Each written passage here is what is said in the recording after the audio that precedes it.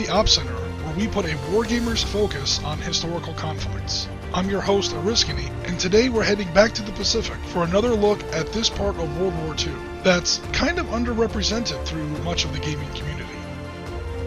Many of you may remember our episode on the US Marine Corps' landings in Iwo Jima, timed to commemorate the 75th anniversary of that gruesome battle.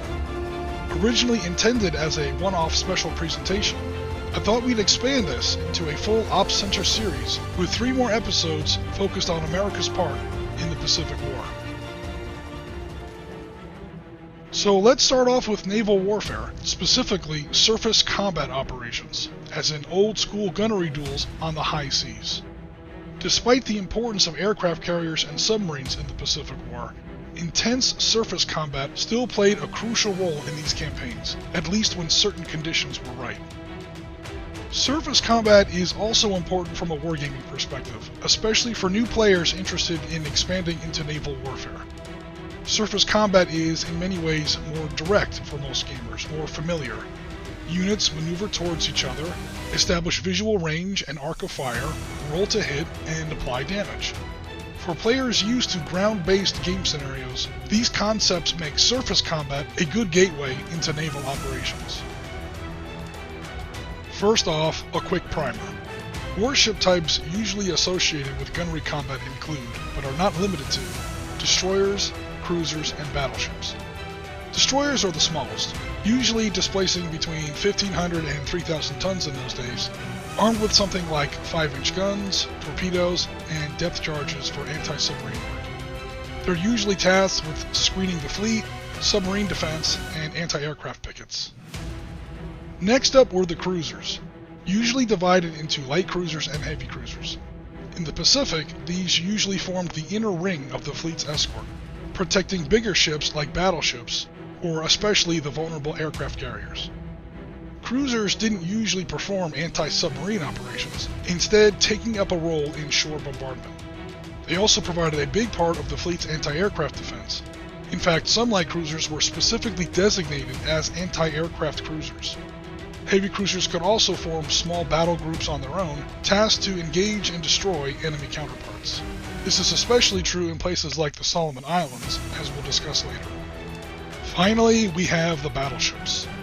In the Pacific, these were typically armed with 14-inch or 16-inch guns, that's measured by the diameter of the projectile, and weighed anywhere from 35,000 to 70,000 tons. Formerly the queens of the seas, these super dreadnoughts were now supplanted in range and striking power by the aircraft carrier. But they still served a vital role in both the American and Japanese navies, and fought many significant actions throughout the Pacific War. In general, they formed the innermost ring of defense around the carriers, particularly crucial as unparalleled anti-aircraft platforms. They were also perfect for shore bombardment, where their accuracy, volume of fire, and staying power far exceeded even that of several aircraft carriers. Despite its undisputed reputation as a carrier-dominated conflict, the Pacific War has plenty of surface gunnery battles for players to explore. First up, we have the Battle of the Java Sea in February 1942, one of the first set-piece naval actions of the Pacific War. The battle was fought between cruiser and destroyer task forces of the Imperial Japanese Navy on one side, and the Netherlands, Great Britain, Australia, and the United States on the other. This alone makes Java Sea interesting, expanding available Allied forces beyond just those of the United States.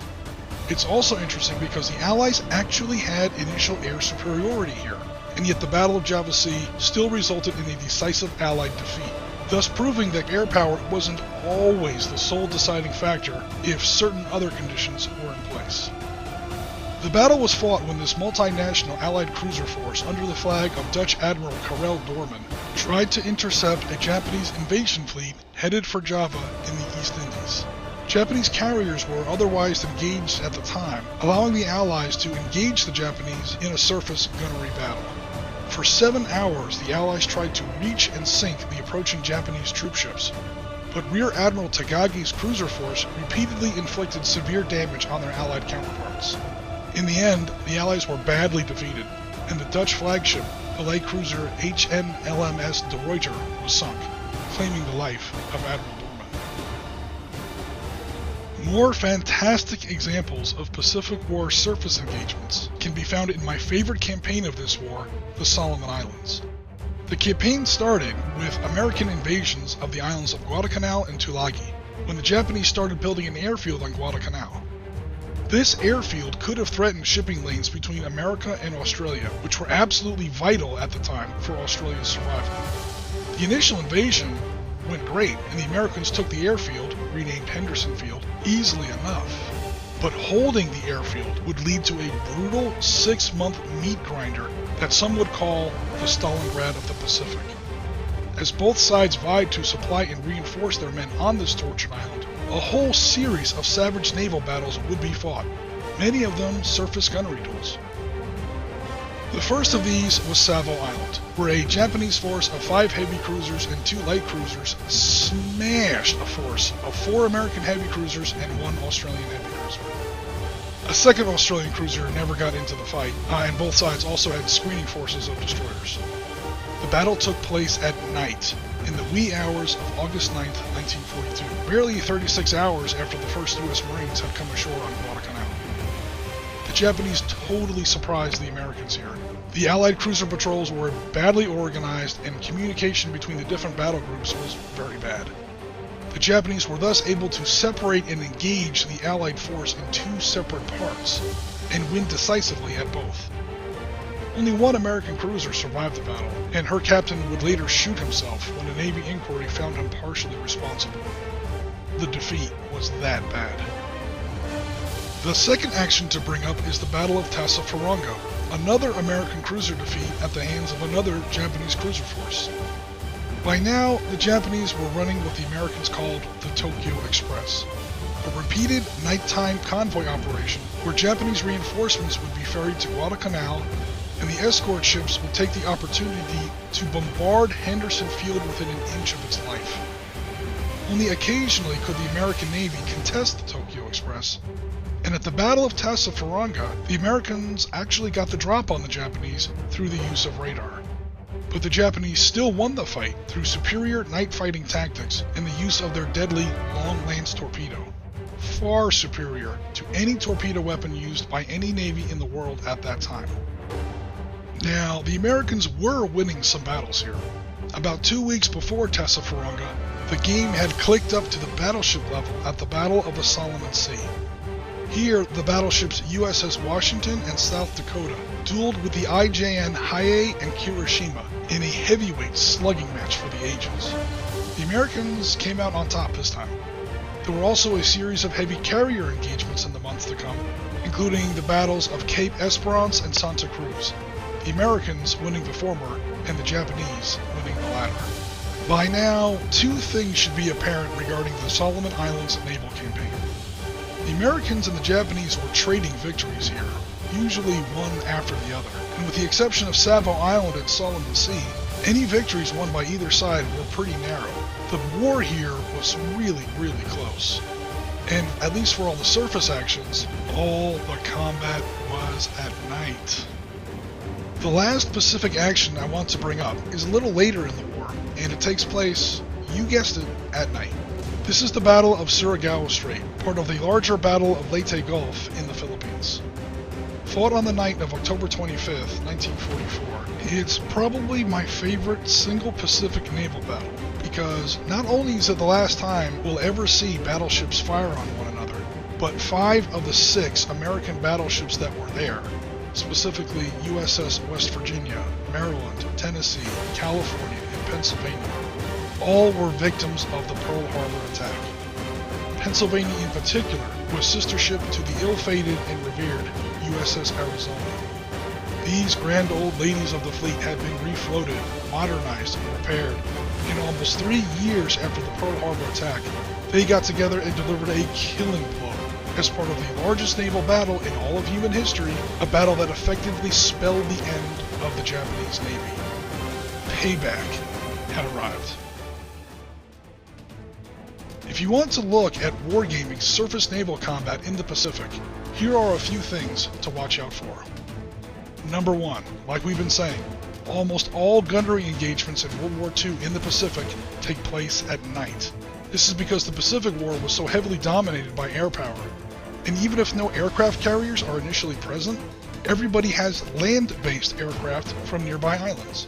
And land-based bombers can be longer range and carry larger payloads than carrier bombers, making them even more dangerous than carrier planes in many ways. Take the example of the Japanese and the Solomon Islands. Night after night, their cruiser and battleship task forces would steam down between these Solomon Islands, using their land-based air cover during the daylight hours. Their courses were set so that just as they exceeded the range of their air protection, the sun was going down. They would find and engage American forces in darkness, but they would have to break off at about 0200 hours or so they could steam back north and get under the protection of their own land-based air cover before the sun rose again. This can make for some hard turn limits in your naval war games, where one side or the other has to break off by a predetermined turn of the game. 2. Just because it's a surface battle doesn't mean it's all about guns. Don't make the mistake the Americans made at Tassafaronga. Never forget the torpedo. They aren't just for submarines anymore. Surface warships also carry torpedoes, especially destroyers, and even a single torpedo hit can cause more damage than 5 or 10 or even 20 hits from heavy guns. There are lots of game systems you can try for surface naval action in the Pacific.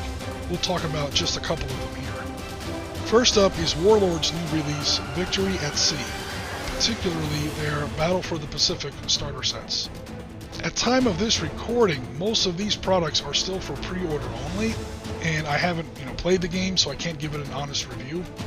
But the ships they chose to include in their starter kits, I'm talking about common classes of heavy cruisers and destroyers, seem to suggest that they have a good understanding of Pacific surface combat, since they've chosen ships that really mattered, rather than going for more famous, but useless, white elephants. I'm looking at you, Battleship Yamato.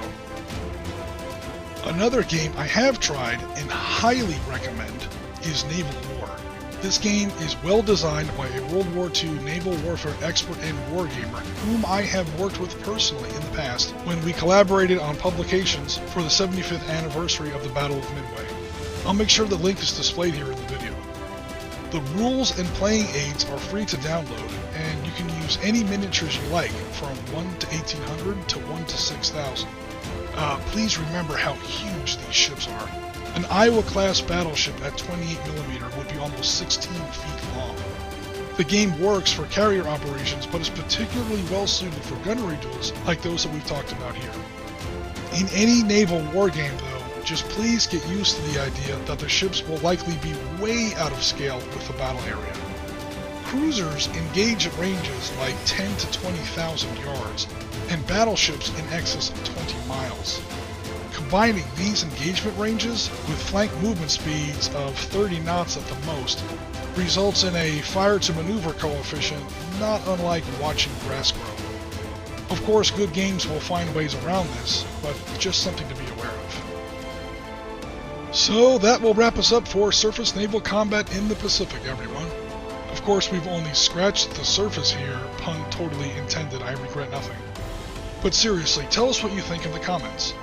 Also, please stay tuned as we continue our exploration of the Pacific War with future episodes covering carrier operations and the doctrine of island hopping that marched American forces closer and closer to the Japanese homeland. For now, this is Oriskany, and as always, Tango Mike for listening.